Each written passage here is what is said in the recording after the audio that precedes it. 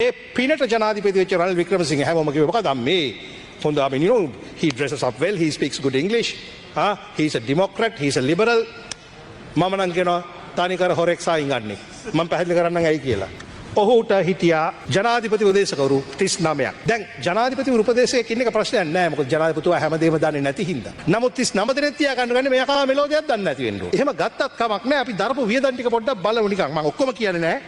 මෙතන ජනාධිපති උපදේශකවරු 39යි වෙනත් නම් වලින් එන්නේ මාධ්‍ය අධ්‍යක්ෂක ජෙනරාල් එක අධ්‍යක්ෂක තනතුරු දාලා ඔක්කොම తాවකාලික රනිල්ගේ කාලේ විතර බලපවත්තන තනතුරු ඔක්කොම 67යි ජනාධිපති උපදේශකලා ඇතුළු.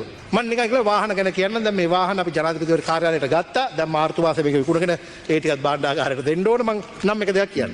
සුනන්ද බන්දු මඩ්ඩාර මහතා නිසාන් සිල්ෆිකා එක නම් කමන්නේ නැහැ කියමුකෝ. මම Ratnapriya Silva KI 3.59 Mitsubishi Montero Jeep. කොඩිතුවක්කෝ මහතා Land Rover Defender Jeep. Dayaratne මහතා Montero Jeep.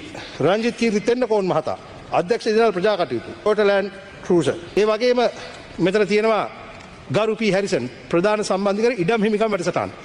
මේ ටයිටල් අරන් බැලුවොත් සාමාන්‍ය අමාත්‍යාංශයක ලේකම්ට කරන්න පුළුවන් වැඩවලට තමයි මේ උපදේශකයෝ දාගෙන නිකන් පඩි ගෙවලා තියෙන්නේ. ඒ දීප උපදේශ හොයන්න මම ජනාධිපති කාර්යාලයට ගිහලා බැලුවා ගොනුවල. මේගොල්ල කරපු වැඩවල ගොනුවක්වත් තියෙනවද කියලා. සමහරුවේ ගොනුවක් නෙමේ වැඩ කරා කියලා තියෙනවා. කරපු වැඩ මෙලෝදයක් නෑ. මම හොඳම එකනේ මේක. බර්නඩින් රෝස් සෙනනක මහත්මිය අර වේයෝ කාපු පෝෂ එකක් ඉතුරුවට තිබුණා. ඒක සමන් කුමාර රතාවුද හෙට්ටි. මැච් දෙකයි. මහාචාර්ය චන්ද්‍රිච් Ashubodha Marasinghe Toyota Land Cruiser. ජනාධිපති උපදේශක පාර්ලිමේන්තු කටයුතු. මම හිතන්නේ ආශු මාරසිංහ මහත්තයා ඉස්කෝලේ යන කාලෙත් රනිල් වික්‍රමසිංහ හිටියේ පාර්ලිමේන්තුවේ. ඉතින් පාර්ලිමේන්තුව ගැන රනිල්ට උගන්වන්න ආශු මාරසිංහට ගෙවනවා කියන්නේ තනිකර මුදල් දාස්තියක් වෙන්න එපා. ගරු වඩිවේල් සුරේෂ් මහතා මේකේ මාතෘකාව තේරුනේ නැහැ මට. මොකද ජනාධිපති ජ්‍යෙෂ්ඨ උපදේශක කඳුරට ජමිල ජනතාව ශ්‍රී ලාංකේය සමාජය තුළට ඒකීයකරණය කිරීම. ඒකීයකරණය කිරීම. හරිද? මේ එයාට අපිට Land Rover Defender එකක්.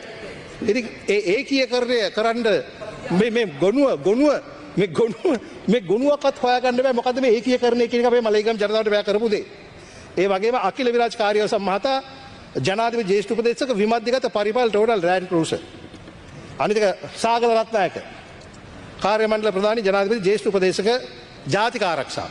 දැන් මම දන්නේ සාගල රත්නායක මහත්තයා ජාතික ආරක්ෂාව ගැන මොකක්ද යට තියෙන අවබෝධය සහ දැනුම කියලා.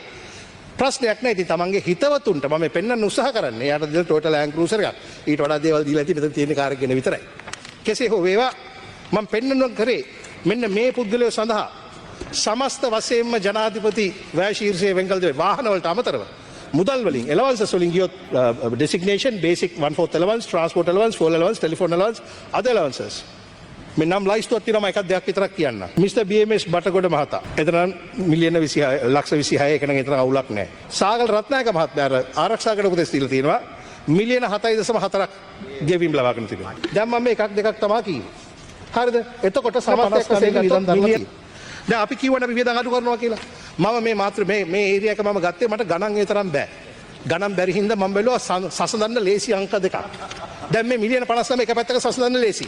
දැන් වර්තමාන ජනාධිපතිවරයාගේ වියදම් බලමුකෝ. ඒක හරි ලේසි. නේද? ග්‍රේඩ් 1 එකේ කට්ටියට ඒ ගාන කියන්න පුළුවන්. මොකද්ද? මෙන්න උපදේශකරු සංඛ්‍යාව 3 දෙනයි. එකතුව වියදම් බිඳුවයි. මම ඔන්න සභාපත කරන්න. Zero expenditure because all the three of them are volunteering their services to you, to the state, to the president. අන්න එහෙමයි රටේ මිනිසුන්ගේ සල්ලි ආරක්ෂා කරන්නේ.